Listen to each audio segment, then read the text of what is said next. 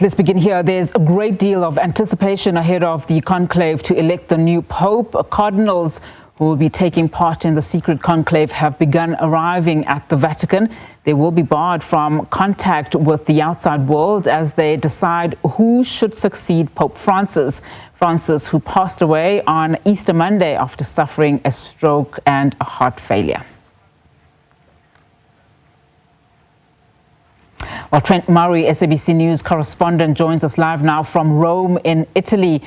Thank you so much for your time, Trent. Well, this is a wide open race to elect the next Pope. I mean, given just how geographically diverse the Francis-appointed cardinals are. As you give us a sense of the preparations ahead of the conclave, just walk us through how the election process will unfold.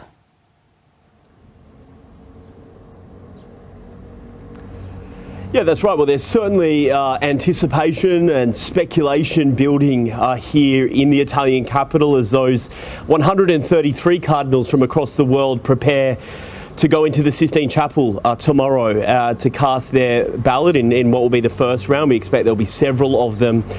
It is a secret ballot, so security is very tight. In fact, we are hearing that in the Sistine Chapel today, they've been sweeping the room for any sort of listening devices or cameras. We hear the windows are going to be covered up to make sure drones can't get any shots of the cardinals in there casting their vote. Even the mobile phone signal is reportedly going to be shut down inside the room. They really want to try and make this century-old tradition sort of safe from the technology of the modern world, I guess you could say.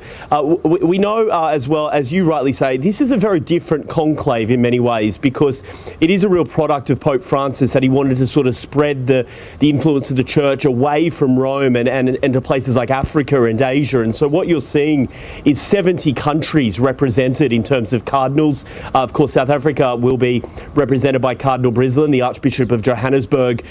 And that compares to 48 last time around, back when we did this in 2013. So it's a really interesting moment. And for many of those countries represented, it's actually their first time they will have a cardinal take part in this. And many of them have come from the African continent. We know for the first time cardinals from Rwanda, Central African Republic, Ghana and others will be represented. And so it is expected Africa will have a much bigger voice this time around, certainly compared to conclaves that have gone before.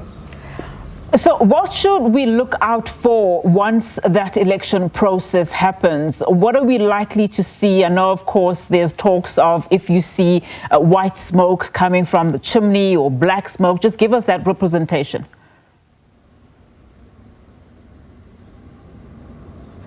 That's right. So this is a very old-fashioned, centuries-old way of voting. They quite literally will write their choice of pontiff on a piece of paper, and they need to get to a 2/3 supermajority in order to elect a new pope. In the past, there's often been several rounds of voting, and so when there is an unsuccessful vote attempt, when they don't get to the 2/3 threshold, then all of those pieces of paper are burned and black smoke will billow from a specially erected chimney in Vatican City that they have been unsuccessful getting to the threshold, and then the cardinals will go back to the drawing board and vote again. Tomorrow there will only be one vote and then they will basically take a break for 24 hours, but then they'll be shuffled back into the room on Thursday if they don't make their choice in round one, and they'll go off again, and in that time they'll be able to vote for a maximum of 4 times a day. So we could be in for a couple of days of voting. The longest conclave lasted for 3 years, but that was back in medieval times, in the Middle Ages, so we don't expect it will take that long this time around. For the last pope and the one before him, it took just 2 days. So all eyes on that most famous chimney to see what colour the smoke will be. Trent, let me try this last question. Your line is not as stable, but let's see if we can push ahead.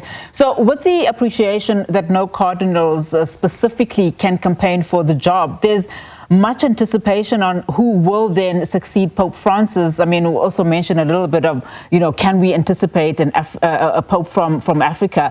Who are the main candidates here, given that experts have also conceded there isn't a single front runner to lead the Roman Catholic Church?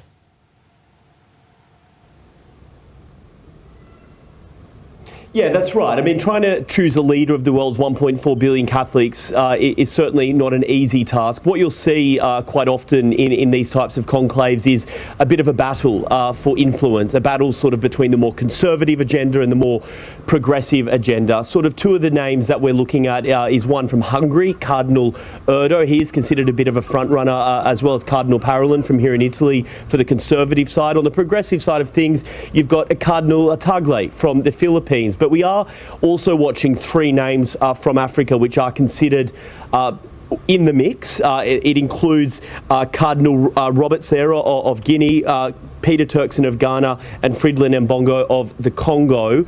Those are three names that are certainly in the mix. If either one of those three men were to be elected pontiff, well, it would be the first African pope in 1,500 years and the first one ever from sub-Sahara Africa. So, look, many of those cardinals, what they will say is that they're not going in there on behalf of their nations or even on behalf of their continent. They're going in there in order for the good of the church. But what we can absolutely say is this time around, the number of African voices inside this Sistine Chapel will be significantly higher than it was last time. And that is because a lot of the work of Pope Francis, as I say, trying to spread the corridors of power somewhat away from here in Rome and to other parts of the world where the Catholic faithful are. Trent, thank you so much for that update. Trent Murray, SABC News correspondent, joining us there from Rome in Italy, of course, as there's much anticipation for that conclave. All eyes, of course, will be in Rome as that election for a new pope begins. Those are just live visuals there from Rome. Of course, as Trent was saying, as long as it takes for a two-thirds majority, the last two conclaves were over in just 2 days. We, of course, are also getting reports about just preparations for this particular conclave. Firefighters, we understand, in Rome have erected a special chimney above the Sistine Chapel twice a day, beginning on the afternoon of the 7th of May, that's tomorrow. Black smoke will emerge from the chimney if and when no decision has been made. As Trent was saying, when a candidate finally manages to win the required two-thirds, white smoke will then bellow out from the chimney. Of course, we'll continue just to give you many details in as far as this is concerned, and just speaking about just some of those main candidates that have been earmarked in the running, speaking of three from the African continent.